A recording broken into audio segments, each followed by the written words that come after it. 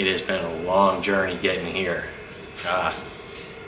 Our 5.3 liter is done.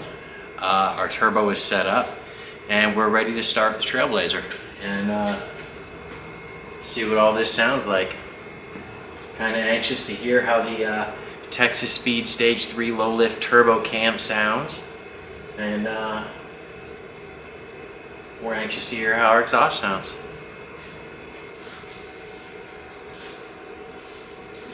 Okay. Clearly we have something that's not hooked up.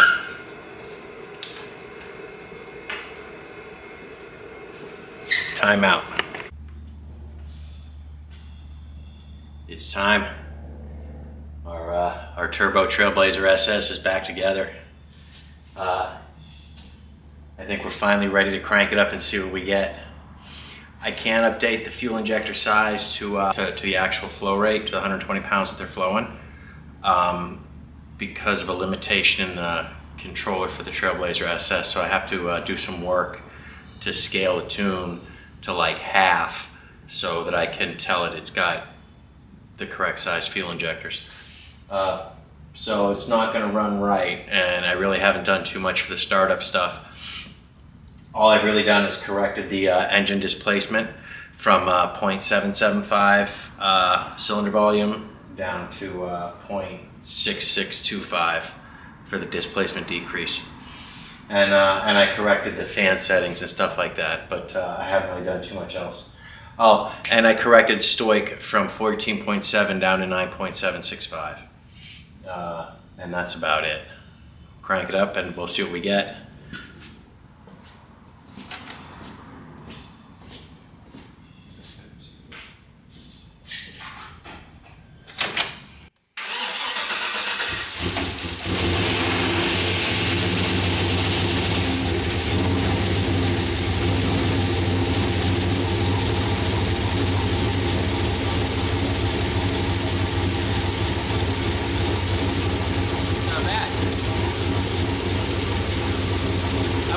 Rev it up like this.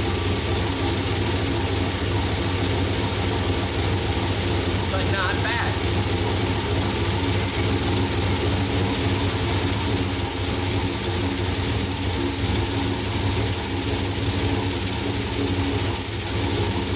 Taking a quick walk around.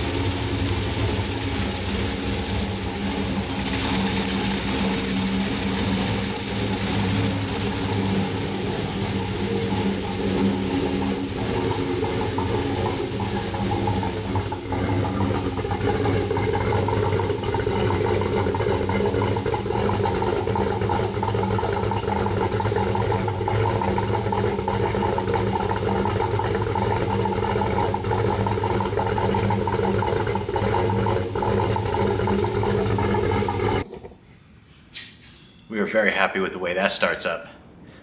We got some tuning work to do from here, and we're not just going to get it warm and let it keep warming up. We're going to let it warm up and then cool down, and then warm up and then cool down several times before we ever actually let it get fully warm, just because of everything that we did welding to the cast, and the way we want to just let everything go through a couple of thermal cycles before it gets shocked with a real high temp. That's it though. It's all downhill from here. We're up and together, we're running. We don't know what kind of boost we're making yet. Let me show you guys a better view.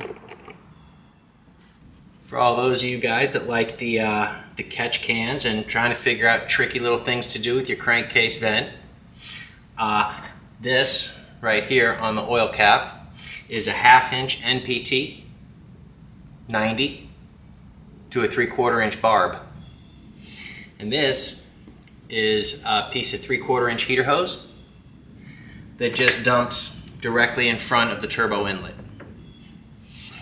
This is drilled right through the oil fill cap, and this is the highest place in the crankcase, and what ultimately means this is the less likely chance of picking up any type of oil. This will vent any vapors that appear in the crankcase, and it'll draw them right back into the motor to get burned, and it won't put any oil or anything anywhere into the motor. and it doesn't create any catch cans or anything for you to try to have to service and change. Both crankcase vent hoses on both valve covers are just plugged and capped, and the PCV hose I've repurposed as the hose that runs down to the blow-off valve. The boost controller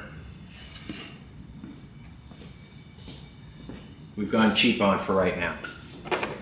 The boost controller right now is this Turbo Smart little boost controller.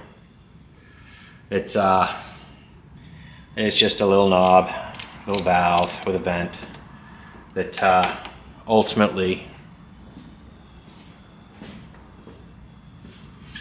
goes into this T, feeding from the turbo, from the boost side, over to our wastegate, to the bottom of the wastegate.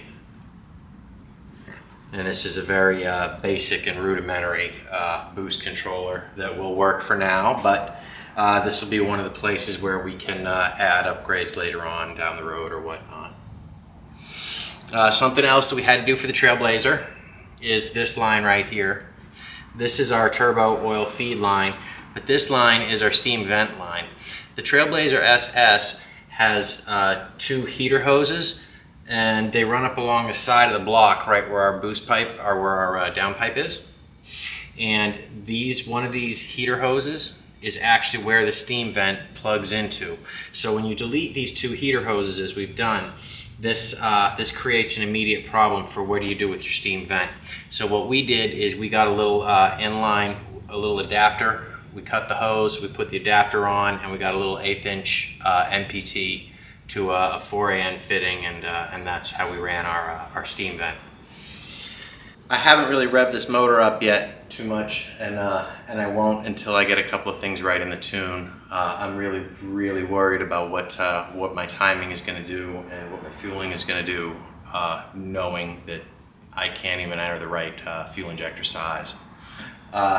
For this controller, there's a limitation. You can only tell it's flowing up to 67 or something like that, pound, up to 67 pound injectors or something like that. And so when we want to run like 120 pound injectors like what I'm doing, we have to scale the tune back by like 1/2 so that we can enter in that it's 60 pound injectors. And then we have to scale everything that we log and everything that we do. And in this way we can achieve accurate tuning through a limitation of the controller. And I need time to set that up, and that's what I got to get busy on now. And hopefully we'll be back starting this up tomorrow and getting on our way to being able to road test it soon. This is a Texas Speed Stage 3 Turbo Cam in a 5.3, prepped and ready for boost. This is supposed to be a lot of fun. We just got to hurry up and get to it.